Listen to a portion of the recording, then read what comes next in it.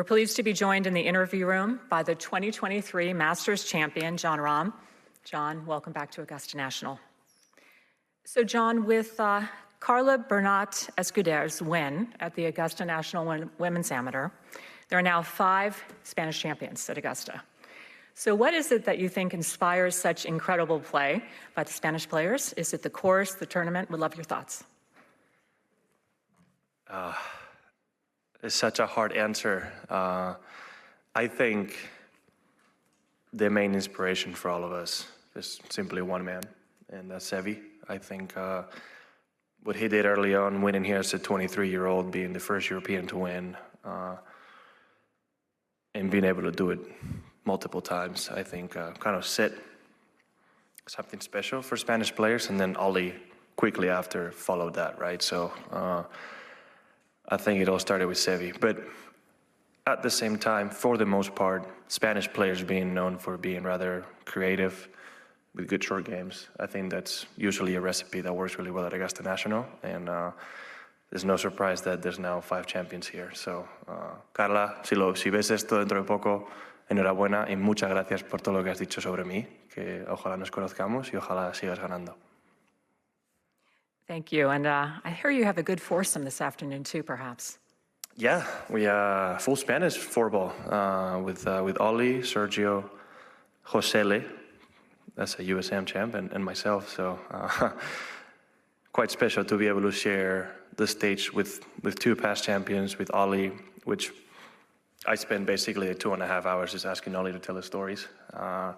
Because he has a story for every tree that's been on property and shots that he's seen and things like that. Same with Sergio, and obviously try to make it something special for Josele as well, which for him to win, to be, he might be the only man to ever win the European Am and the USM, and certainly to be the first Spanish player to win the USM is quite an incredible achievement. So I'm looking forward to sharing the stage with him today. Wonderful. So we're going to start the press conference taking questions in English and then reserve time afterwards for Spanish. And so we'll begin now. Please, right there. Finished the major season last year with a top 10, but the first 3 majors, you missed one for the first time. How are you feeling this year compared to entering major season last year? Feeling good. Feeling very good. Yeah, not my favorite major season last year, that's true. Didn't play great here, didn't play good at the PGA, and wasn't able to even tee it up at the US Open, right? So I was very happy to finish up there at the Open on a very challenging week. At least set the tone, hopefully, for this year. And I feel like I'm playing much better golf coming into this week.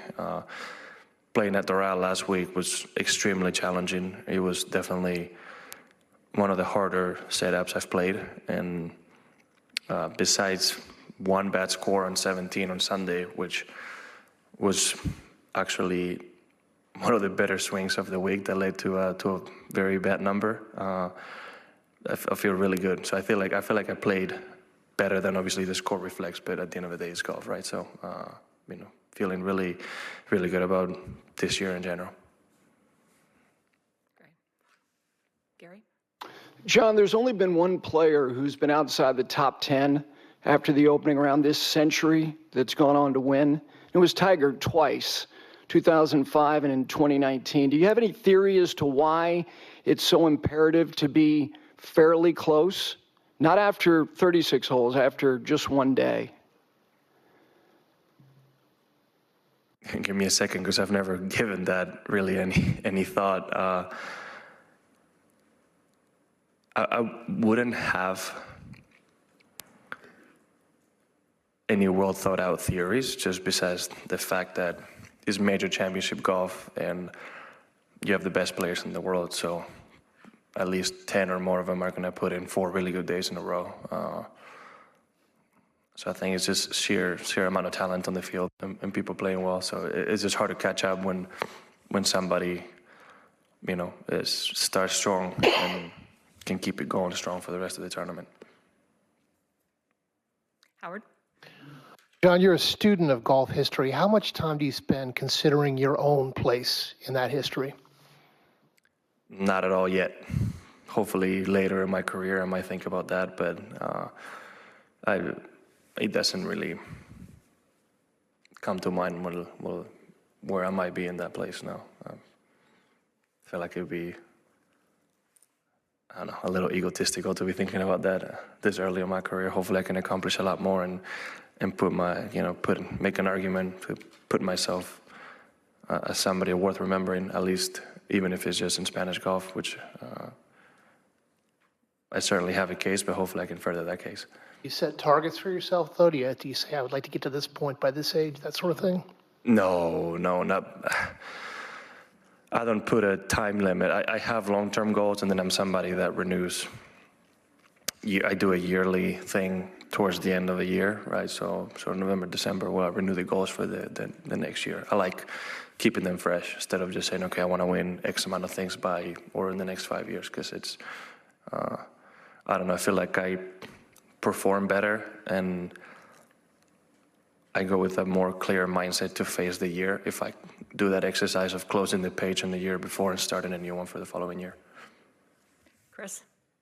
Jon, you're a sports fan. You're obviously friends with some other professional athletes. You see how much criticism they have to handle from the media or social media even. There's a narrative that golfers can be a little more sensitive when it comes to handling that stuff. I'm wondering if you think that's a fair or unfair assessment. It's different because a lot of times, mainly team sports, right? So there are rivalries that are going to be created, and obviously opposite fan bases are going to be a lot tougher on certain players, especially the bigger ones. In golf, it doesn't certainly ever feel like it's going to get too personal, right? So I think you need to get to a place in the world of golf high enough to then earn the right for people to criticize you in that way, right? So it takes a long time to get there and then start seeing that criticism. As a whole, I don't know if it would be more or less sensitive than other players. I would definitely say that we probably see it less. Therefore, it could be that we're a little less used to it, but I couldn't tell you. Doug? This is a pretty special week just because of where we are and what you're playing for, but it's also the first time in 8 or 9 months that all the best players are together again.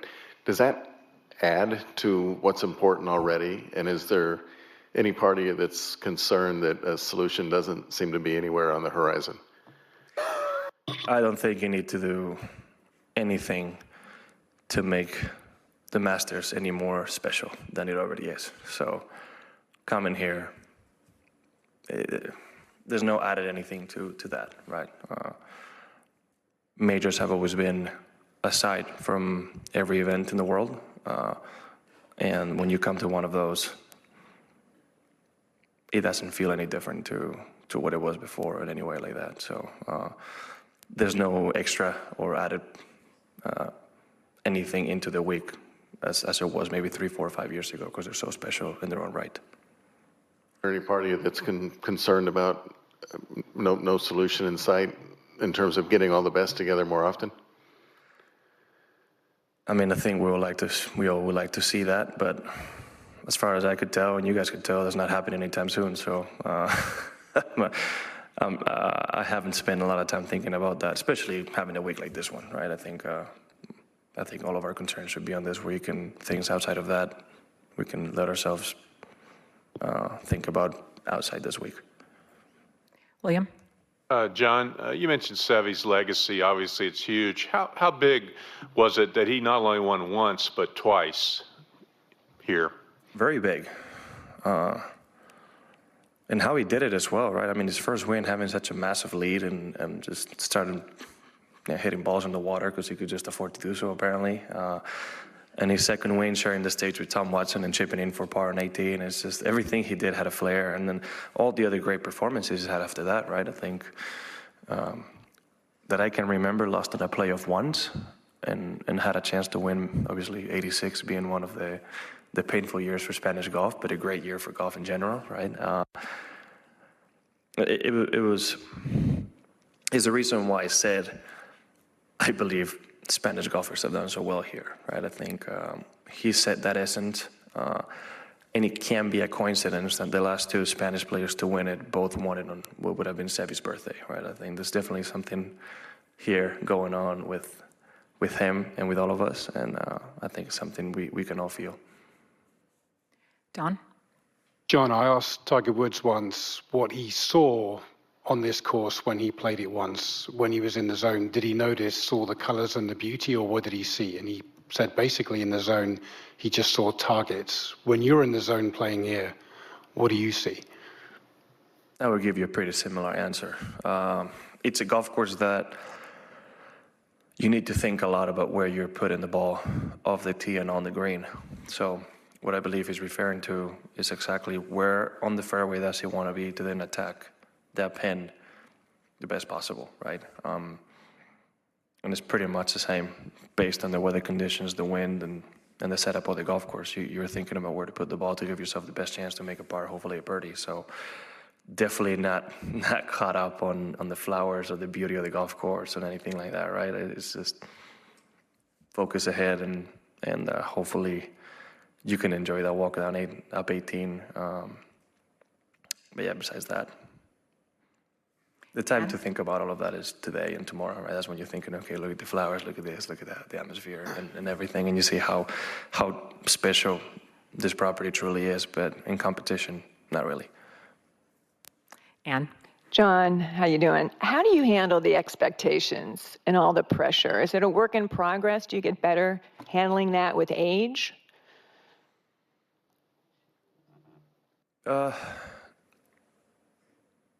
I feel like my expectations, the pressure I put on myself has always been pretty high. I would say my first few majors when I turned pro, I don't think I handled it at my best. I think winning to win so bad to where I wanted to control everything a little bit too much.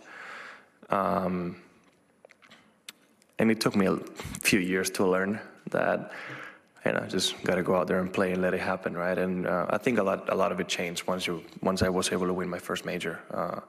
There's definitely a before and after when you go to a major, knowing that you've done it already and you know what the formula is. And especially in my case, having had COVID the weeks leading up to it and not being able to practice and showing up to the US Open, having done nothing for the 10 days prior to it and ended up winning. I think it put a lot of things in perspective in my mind, knowing that I don't need to overthink it in that sense, right? So it's a balancing act depending on where you are in your life, but I definitely think each year I get better at it. Zach? Hey, John, over here to your right, how noticeable are the loss of trees due to the hurricane from a year ago, and has that affected your sight line either off the tee or approaching the greens? I wish we would have been able to play yesterday because I would be able to give you a much better answer. The only time I've seen a difference is down Magnolia Lane so far. I have heard a few things. I'm not going to say who. But somebody did tell me you can hit a high cut over the cabins on 10. I don't believe it. Okay, I don't see there's a chance where so many trees fell where that's a possibility. And after I said this, I'm pretty sure there might be a tree right there next to the tee tomorrow morning. The one thing I have heard from members is if you've been there before, you can tell there's a difference. When you're looking down the property, you can see a little bit further down. It doesn't necessarily play significantly different, but visually there is a change. John, getting back to the Spanish theme for just a moment, have you played with Josele, and can you describe his game or any advice you've given him? I've played quite a bit with Josele being at ASU, and is really, really close with David Puig, who I spent a lot of time with, right? All three of us being ASU players. Hard to describe his game anywhere, but extremely powerful. You got a player that has 190 ball speed when he rolls out of bed in the morning. So with two parents that are Olympians, so he's got all the athletic genes that he needs to succeed in the game, and a lot of talent. Very, very good player. At the end of the day, it becomes a game of can you mentally handle it and can you take advantage of the opportunity when you receive it, right? He's got plenty of game, plenty of talent. plenty of distance to be in this game for a very long time. And can't stress this enough. He's a wonderful man. He's extremely kind, very empathetic, which is really interesting to see for a 20-year-old in college, and definitely somebody that's really fun to be around. A very fun guy to play with. Sir, second row. Hey, John. As somebody like yourself that's made a run up the rankings to the top, what is your appreciation for what Scotty's been doing and his sustainability and staying power? It's always a debate, right? Is it harder to get there or stay there? And staying there is a lot harder than getting there, I would say.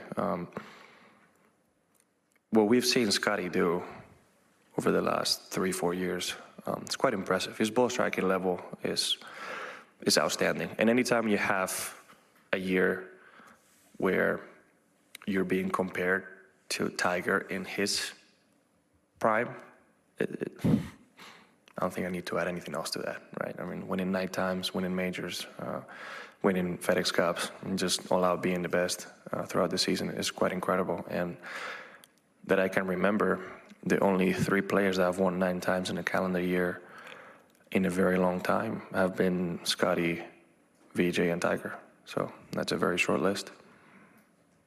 Brody? John, last year was, a year of change for you, and I imagine that means different kinds of questions your way, different kinds of attention. I'm curious, looking back on last year, if there was a mental challenge of handling kind of all of that when you show up to majors each week. I mean, it's a change, yeah. There was a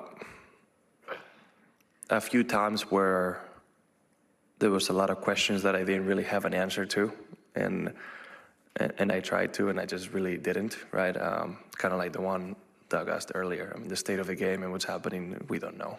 Nobody knows. And we all want a solution, and it's hard to give one. And when it comes to this week last year, for me, it was tough because it was the first major after joining LIV, and I was also defending. So there was a lot going on. That week. A lot of new things, right? New locker room, having the Champions Dinner. So it was a lot to adjust to. But yeah, and just a little bit of possible negative comments that you might hear throughout the year. A few more questions, maybe trying to get me in a tough spot, but nothing different to kind of what he mentioned earlier. Nothing different to what many other athletes deal with on a daily basis, right? I mean, if you ever see press conferences that LeBron James gives, I mean, it just feels like they're out to get him every single day. So I don't envy him one bit in that regard.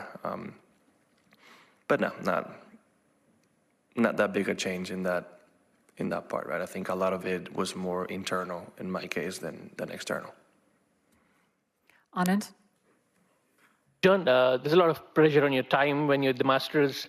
How do you kind of schedule your Tuesday, Wednesday to help yourself prepare as best as you can for Thursday? Wednesday depends a lot on what time you can get a par 3 at tee time, and then what tee time you have on Thursday, right? I think a lot of us try to go earlier so we can enjoy that afternoon with the family and then be able to rest to start the tournament on Thursday. And then Monday and Tuesday depends on the weather and when you get here, etc. Right? So it's not very difficult to schedule yourself. You only have, I think it's around 90 players this year, right? It's not a full field like it would be in a US Open or an Open, or you have 150. It's a lot easier to be able to get a tee time whenever you need to. So it really isn't a need to know or a need to, that wouldn't be the right way to say it. Kind of work around your media obligations and other possible obligations you may have. But as far as that goes this week, there's not a lot of them. We're going to have time for just a couple more questions in English. Brian? Hi. I was wondering, you said earlier that you feel you're playing better this year, and you just alluded to the fact that you seem more at ease this year with some of the things that went on last year. Tell me a little bit about why you feel your game is in a better place this year, and also if from a mental standpoint you feel more relaxed coming in. Well, talking about my state of the game, I think it's every more a technical answer, right, of swing aspects and that I'm not going to get really into because we could be here for a while. If to give you a detailed explanation, I would just say last year I was able to score really well. Never really felt 100% comfortable with my game throughout, and that's possibly why on the bigger stages when it was difficult, like here or the PGA, I didn't play my best golf. My mental state, I think a lot of it, 99% of it comes from how good my life is at home. I mean, we're very lucky to have 3 beautiful children and a perfectly healthy family, right? So I have no reason to wake up in the morning and not smile. And that goes a very long way when you come to a week like this one. I can share the house with them, that being another one. They hadn't traveled with me since the PGA last year due to some pregnancy complications Kelly had and having to be on bed rest. So just having them with me again this week and last week is something that's going to make me smile throughout. So probably the main reason why I'm going to feel, obviously, a lot happier this week. Adam? And I kind of know where you are in the official world golf rankings, but where do you feel you rank in the world of golf right now? Where am I in the world rankings at this point? Am I out of the top 100 yet? No? I think you're still in the top 100. Okay, like a couple weeks to go and I'll be gone. I mean, I'm not going to say exactly a number, but I would still undoubtedly consider myself top 10 player in the world. But it's hard to tell nowadays. What do you,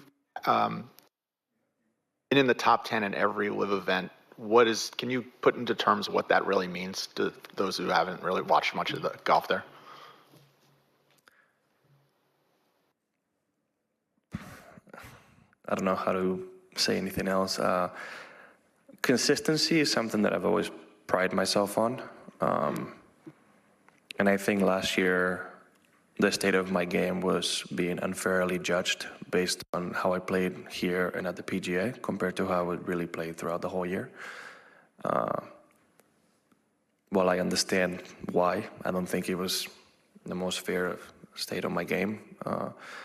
And it's something the top 10 statistic is something I've always prided myself on. Right before joining LIV, I think I was still close to 50% worldwide in all my starts, finishing top 10, which is something I pride myself on, and to keep it going that way is not easy. Now, I would say I would definitely trade a few of those, take a few of them away, and hopefully add a couple more W's. That would be nice, because in not all of them I had a chance to win, and at the end of the day, that's a goal.